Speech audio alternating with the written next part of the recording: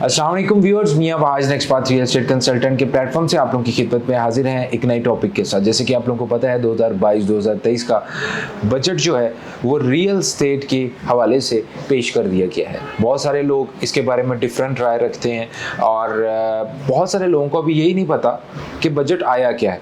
हमारे इस चैनल के ऊपर हम पाकिस्तान भर से, पाकिस्तान के बाहर भी जो रियल एस्टेट को डील करते हैं ऑल ओवर द ग्लोब, इसके ऊपर हम शेयर करते रहते हैं आपके साथ इंफॉर्मेशन। जाहिर सी बात है, रियल एस्टेट पाकिस्तान की बात हो रही है, पाकिस्तान में हम काम कर रहे हैं डिफरेंट डेवलपर्स के साथ, हज़ारों की तादाद में सालाना जो है हमारे साथ लोग सरमायाकारी कर रहे हैं। तो हम अपना फ़र्ज समझते हैं कि आप लोगों को एजुकेट करें कि राइट नाउ क्या सिचुएशन है और ऐसी सिचुएशन में आपने क्या करना है। अगर हम अपनी बात करें तो हमारा रोज़गार जो है वो रियल एस्टेट है।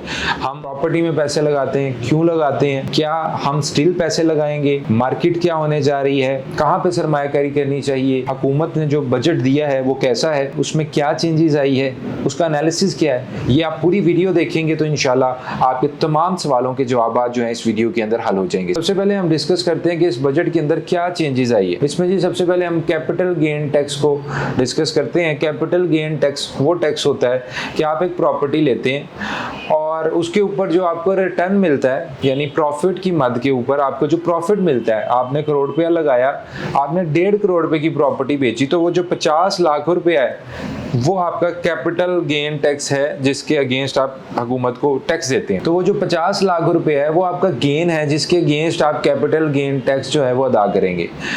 अब हुकूमत ने नया टैक्स क्या लगाया, सबसे पहले जो इसका टेन्योर था 4 साल, उसको 6 साल पे कर दिया। आप टेबल देख सकते हैं, हमने टेबल आप लोगों के लिए डिज़ाइन किया है। इसमें जो 0.5 वाली रकम थी मिसाल के तौर पे रेशो, उसको हमने राउंड फिगर में ही कन्वर्ट आपके लिए कर दिया है। मिसाल के तौर पे जैसे 12.5 है तो हमने उसे 13 करके राउंड अबाउट कर दिया है। अच्छा जी, आप टेबल देखें, कैपिटल गेन टैक्स अगर आप holding period is less than 1 year अगर आप कोई चीज़ देते हैं और आपका होल्डिंग पीरियड जो है वो 1 साल से कम है, यानी आपने एक चीज़ ली है, आप 1 साल से पहले उसे बेचते हैं, तो आपको 15% जो है वो टैक्स देना पड़ेगा जो आपको मुनाफा आएगा प्रॉफिट के अगेंस्ट। अगर आपने घर लिया है फिर भी 15%, अगर फ्लैट है आपका फिर भी 15%। इसके अलावा जी अगर 1 साल से 2 साल का अरसा है और आप चीज़ बेचने का इरादा करते हैं तो प्लॉट के ऊपर 13% अब आपको टैक्स देना पड़ेगा, यानी कि 2% कमी आ जाएगी। घरों के ऊपर 10% देना पड़ेगा, 5% कमी आ जाएगी, और फ्लैट के ऊपर जो है वो 8% टैक्स देना पड़ेगा, यानी कि 7% कमी आ जाएगी टैक्स में। इसके अलावा अगर आप 3 साल से 4 साल के दरमियान में जी बेचते हैं और जो आपको प्रॉफिट आता है तब आपको 8% जो है वो टैक्स देना पड़ेगा प्लॉट के ऊपर। घर के ऊपर जो है वो 5% देना पड़ेगा और अपार्टमेंट के ऊपर आपको 0% देना पड़ेगा। अगर देखा जाए गवर्नमेंट ने अपार्टमेंट्स जिन लोगों ने खरीदे हैं या खरीद रहे हैं उनको टैक्स के हवाले से, कैपिटल गेन के हवाले से ये काफ़ी छूट दी है अगर हम कंपेयर करें प्लॉट या घरों की निस्बत। मिसाल के तौर पे अब आप आगे चलते हैं तो जिन लोगों ने 4 से 5 साल तक प्रॉपर्टी रखी है उसे बेचने का इरादा करते हैं तो प्लॉट्स के ऊपर तो जी 5% फिर भी आपको देना पड़ेगा टैक्स, और घरों के ऊपर 0% और अपार्टमेंट के ऊपर भी 0%। इसके अलावा जी अगर 5 साल से 6 साल तक आपने एक चीज़ रखी है और अब आप उसको बेचने का इरादा करते हैं तो प्लॉट के ऊपर 3% टैक्स है और 0% जो है वो घरों के ऊपर है, फ्लैट के ऊपर भी 0% है। होल्डिंग पीरियड जो है इज मोर देन 6 ईयर्स अगर है, अगर आप एक चीज़ को 6 साल तक रखते हैं, जैसे कि मैंने आपको बताया कि पहले 4 साल तक होता था, अब 6 साल तक अगर आप रखते हैं तो आपको कोई टैक्स नहीं देना पड़ेगा। ये चीज़ कैपिटल गेन टैक्स के ऊपर है। और इसमें अपार्टमेंट की, जैसे मैंने आपको चार्ट में दिखाया है, उसमें जो है टैक्स की छूट दी गई है, उसको रिलैक्सेशन दिया गया। अब हम बात करते हैं जी एडवांस टैक्स की। एडवांस टैक्स पहले फाइलर का होता था 1%, उसको 1% से बढ़ा के 2% कर दिया गया है। और जो नॉन फाइलर है, जो कि टैक्स पेयर नहीं होते, नॉन फाइलर का 2% होता था पहले, अब उसको 2% से 5% कर दिया गया। इसमें एक और चीज़ है जी, इमूवेबल प्रॉपर्टी जो है, यानी कि जो प्लॉट्स हैं, जो लोग प्लॉट्स लेके रखते थे 10, 15, 20, उसको भी थोड़ा सा डिस्करेज किया गया है, बल्कि थोड़ा नहीं काफ़ी ज़्यादा डिस्करेज किया गया है। रेंटल इनकम गवर्नमेंट कैसे आपसे लेगी, इसके बारे में बहुत सारे लोग जो हैं इस वक्त उनके दिमाग में क्वेश्चन चल रहे हैं। तो सबसे पहले मैं आपको क्लियर करता जाऊँ कि वो तमाम लोग जिनके आपके पास अगर एक से ज्यादा प्रॉपर्टी है, यानी कि 2.5 करोड़ से अगर ज्यादा आपकी मालियत है प्रॉपर्टी की, जो सेकंड प्रॉपर्टी है या थर्ड प्रॉपर्टी है, तो उसके ऊपर गवर्नमेंट आपसे टैक्स ले रही है। वो टैक्स कैसे लेगी, वो रेंटल इनकम का क्या चक्कर है, वो भी मैं आपको थोड़ा सा एग्जांपल से समझाता हूँ। मिसाल के तौर पे आपकी एक प्रॉपर्टी एग्जांपल है जी 1 करोड़ रुपए की, तो गवर्नमेंट जो है 1 करोड़ रुपए की टोटल वैल्यू जो है उसका 5% के हिसाब से आपकी ईयरली जो इनकम है वो आपकी कैलकुलेट रखेगी प्लॉट के ऊपर। एक फर्जी मिसाल के तौर पे करोड़ पे है आपकी प्लॉट की वर्थ, तो गवर्नमेंट जी उसको 5 लाख रुपया कंसीडर करेगी 5% के हिसाब से कि ये आपकी सालाना रेंटल इनकम है। उसके ऊपर आपको 20% जो है वो आपको टैक्स देना पड़ेगा, यानी कि 5 लाख के ऊपर जब आप 20% के हिसाब से टैक्स देंगे तो आपका 1 लाख रुपया टैक्स बनेगा, जो आपकी प्रॉपर्टी की वर्थ होगी 1 करोड़ रुपया उसके अगेंस्ट। तो ये आप कह सकते हैं कि 1% ऑफ द टोटल वैल्यू, यानी 1 करोड़ की प्रॉपर्टी है तो 1 लाख रुपया टैक्स। या जो आपको मैंने कैलकुलेशन का तरीका बताया, जो कि गवर्नमेंट के कुछ लॉज होते हैं उसमें रहते हुए उन्होंने ये एक तरतीब निकाली है जिसके अगेंस्ट जो है वो आपसे ये चार्ज करेंगे। एक और मैं आपको चीज क्लियर करता जाऊं, अगर आपकी प्रॉपर्टी 1 करोड़ रुपए की, आपकी सेकंड प्रॉपर्टी है मिसाल के तौर पे 2 करोड़ रुपए की, तो उसके ऊपर, उस प्लॉट के ऊपर आपको रेंटल वैल्यू नहीं देनी पड़ेगी। ये सिर्फ उसी घर या उसी प्लॉट के ऊपर आपको देनी पड़ेगी जिसकी जो डीसी वैल्यू है वो 2.5 करोड़ से ज्यादा होगी। तो अगर आपकी 2.5 करोड़ से ज्यादा प्रॉपर्टी नहीं है तो आप पे कोई टैक्स लागू नहीं होगा।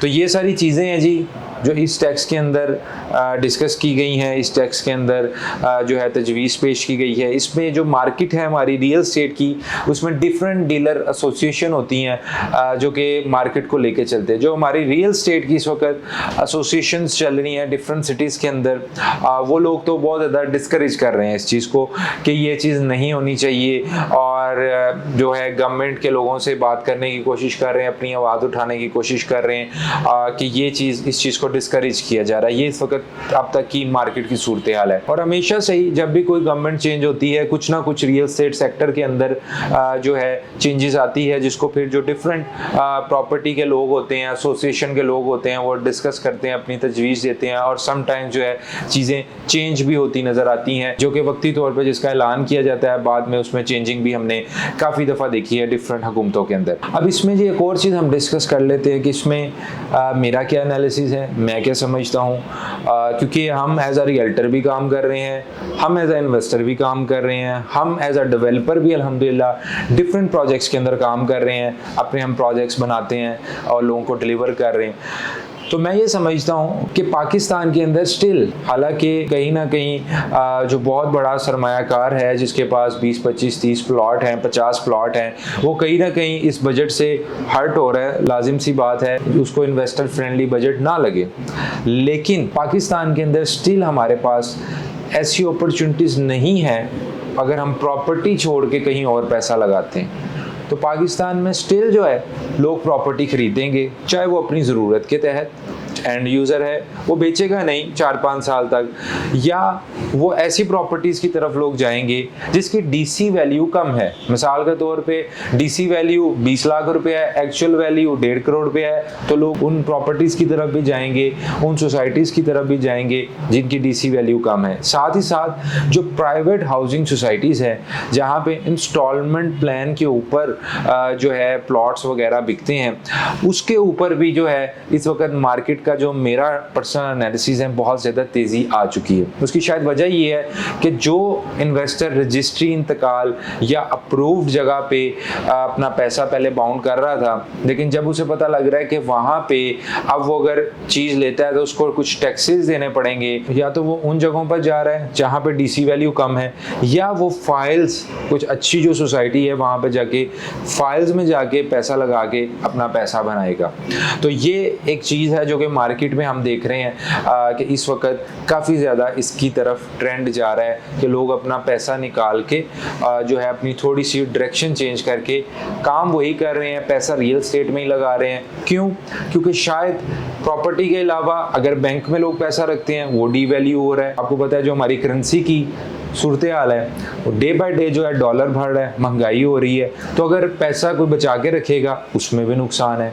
तो ये सारी चीज़ें हैं जिसको देखते हुए स्टिल प्रॉपर्टी में लोग इन्वेस्ट कर रहे हैं, करते रहेंगे, और इंशाल्लाह ताला जो मज़ीद चेंजिंग आएगी, अगर हम उम्मीद करते हैं कि जो हमारी गवर्नमेंट है, नई गवर्नमेंट है, वो जो तमाम लोगों के कंसर्न है, चाहे वो बड़ा तबका है चाहे वो छोटा तबका है, उनको साथ लेके चलेंगे, उनकी बात सुनेंगे, और इंशाल्लाह ताला हमारी तो यही दुआ है कि पाकिस्तान का जिसमें भला हो, पाकिस्तान की जिसमें बेहतरी हो, वैसा निज़ाम आए, और सब लोग जो इस फील्ड से वाबस्ता है, चाहे हमारे इन्वेस्टर चाहे हमारे डीलर भाई, सबके लिए जो है ये जो नया साल है ये अच्छा रहे, जैसे कि हमारे पहले साल जो है हमेशा से प्रॉपर्टी के अंदर अच्छे रहे हैं हमारे सरमायाकारों के लिए। इसी के साथ मियां भाज को दीजिएगा इजाज़त, इंशाल्लाह मुलाकात होगी नए वीडियो के साथ। अपना बहुत बहुत ख्याल रखिएगा।